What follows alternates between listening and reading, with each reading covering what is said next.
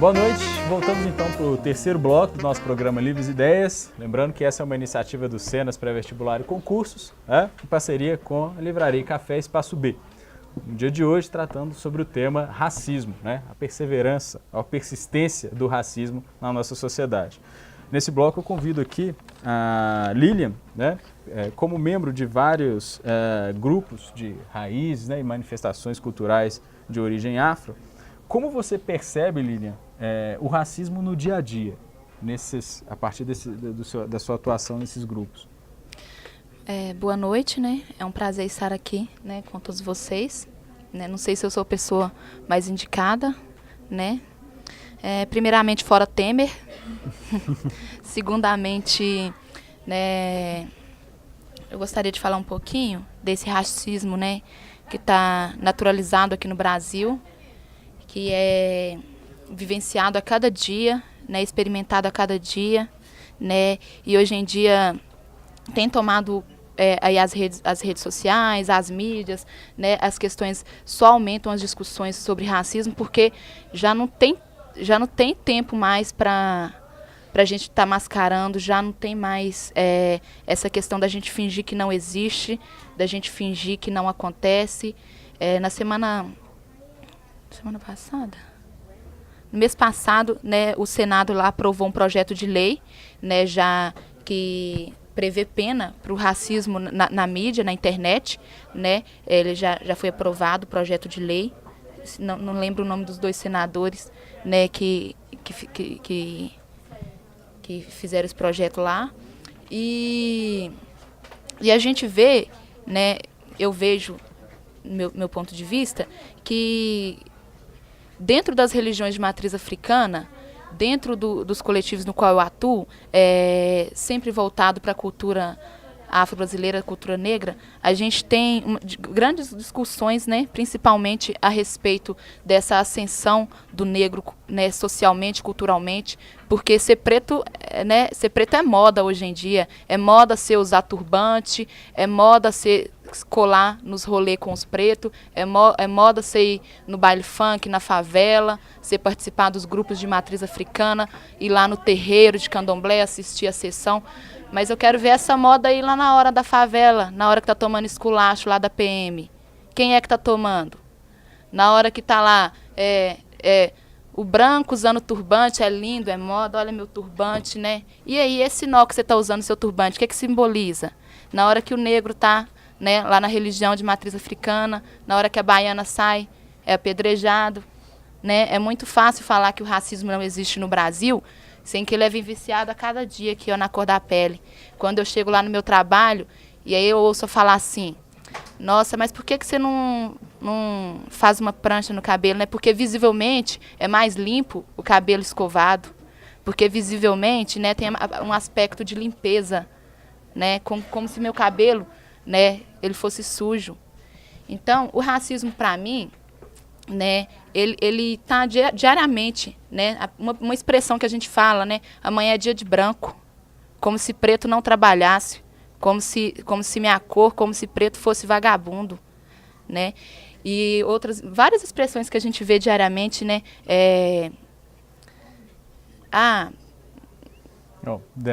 Você tocando nesse assunto das expressões e tudo mais, a gente teve recentemente, por exemplo, um apresentador de um talk show, famoso e humorista famoso, que mandou um recado considerado racista, para um twitteiro, no Twitter lá, onde mandava ele ir comer bananas, e era uma pessoa negra.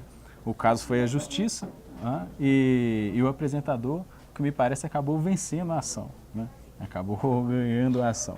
Então, será que há ainda hoje uma conivência das autoridades, não apenas das autoridades policiais, que a gente já conhece do dia a dia, especialmente você conhece do dia a dia, agora das autoridades judiciais também, daqueles que deveriam zelar pela leis como essa? Na verdade, eles deveriam zelar por quem, A polícia foi criada a partir de quê? Do contexto aí, os professores aí podem estar falando aí, mais mais do que eu, mas aí eles não foram criados para defender os direitos da população vista como minoria, né? Se você pegar aí o último censo do IBGE, né? Não precisa nem pegar o último censo do IBGE, não, gente. Vamos só buscar aí na mente aí. Qual é a maior população, né, que constitui o Brasil? A população negra, né? E qual que é a mais afetada pela falta de políticas públicas, pela falta aí de condições de trabalho, esporte, lazer, né? Eu trabalhei mais de 6 anos na assistência social e vocês falaram, os 2 professores falaram aí a questão da cor, né? Uma pergunta que eu fazia, eu preenchi um formulário de um programa social, né? Do programa federal, e tinha essa pergunta, né? De que cor você se considera? Era a pergunta onde todo mundo parava. Aí você tem lá, branco, preto, amarelo ou pardo.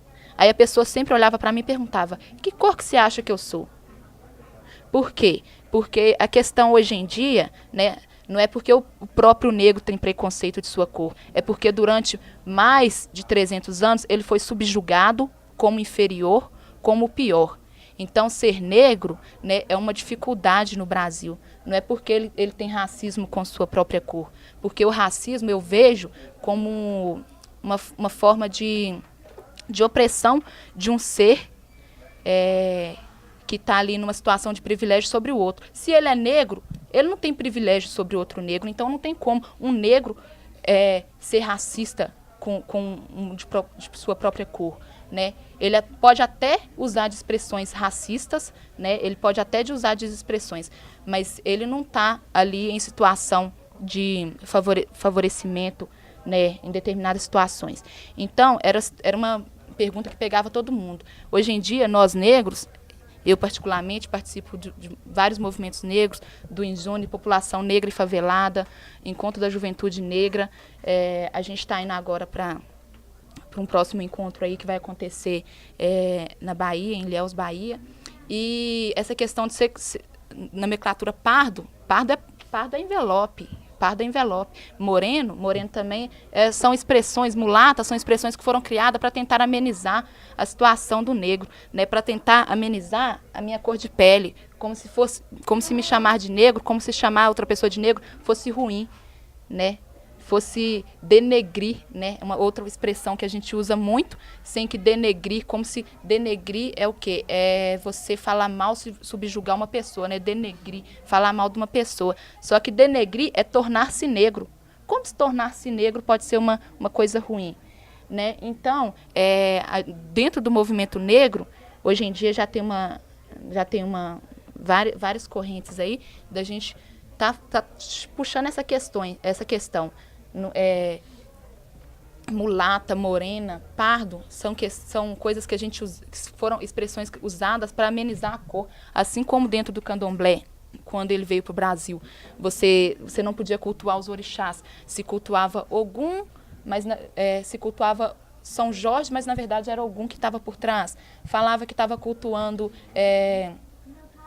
Nossa Senhora da Conceição, na verdade se cultuava Oxum, porque quando os negros vieram e não podiam praticar suas religiões, o que eles faziam? Eles usavam uma mesa, em cima da mesa eles colocavam as imagens dos santos católicos, né? E debaixo da mesa, debaixo do forro escondido, traziam as imagens dos orixás. Então eles estavam ali louvando aquelas imagens ali, porque para disfarçar, na verdade, o seu culto, né? Eles estavam, na verdade, fazendo, né, com que a religião afro-brasileira sobrevivesse até hoje. Então, essas expressões também, que eu vejo, morena, mulata, pardo, são expressões que são usadas para amenizar as situações. Eu vejo que hoje em dia a gente não precisa mais dessas expressões. É difícil para uma criança, né, se assumir negra, para um adolescente se assumir negro nessa sociedade de hoje. Por isso mesmo, hoje eu fui para a educação infantil, justamente porque eu tenho um filho de 2 anos e meio, e a partir da educação que eu vejo do meu filho, quais são as histórias, quais são os personagens negros que estão dentro da história hoje em dia, onde que ele vai se reconhecer como o principal protagonista de sua história, né? Quais são os personagens que permeiam essa história nossa no Brasil. Então, eu fui para a educação infantil justamente para isso, para a gente começar né, meu ponto de vista, trabalhar a questão do empoderamento negro e feminino também, a partir da educação.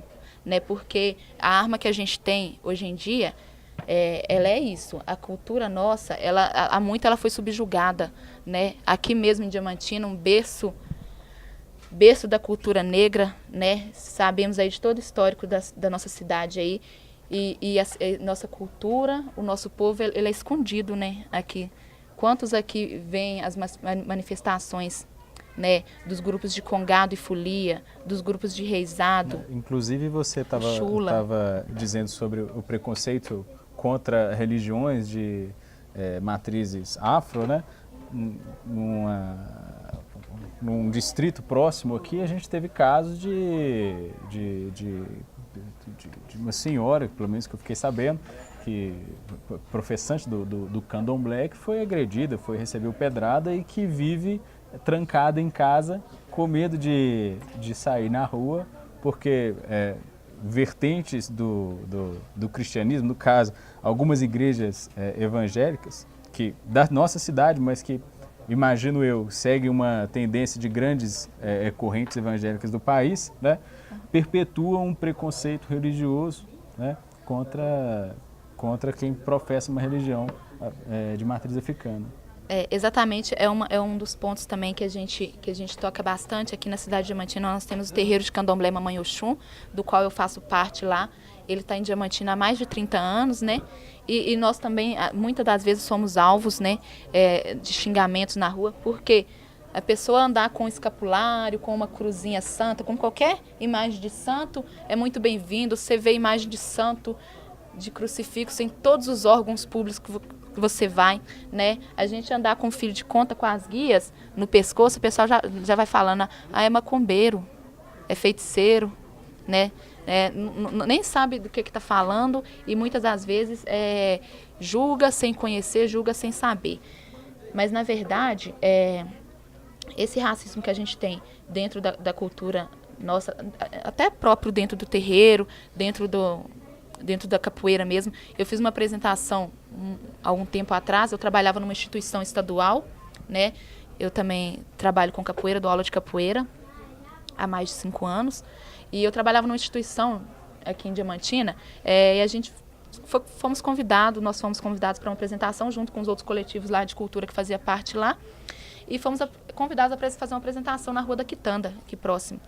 E aí o grupo de capoeira era a maioria criança, e tinha outros grupos se apresentando. Isso, a apresentação começou em torno de 9 da manhã, já ia mais de 1h30 da tarde, e as crianças todas já suando, com fome, e aquela festa danada. E aí eu fui falar com a diretora, eu falei assim, não tem como adiantar a apresentação das crianças e deixar o pessoal, que era um grupo de seresta, que ia se apresentar, deixar o pessoal da seresta, o pessoal maior, para depois. Ela virou para mim e falou assim, a diretora falou assim, não, mas vocês são da capoeira, sua raça já está acostumada com isso.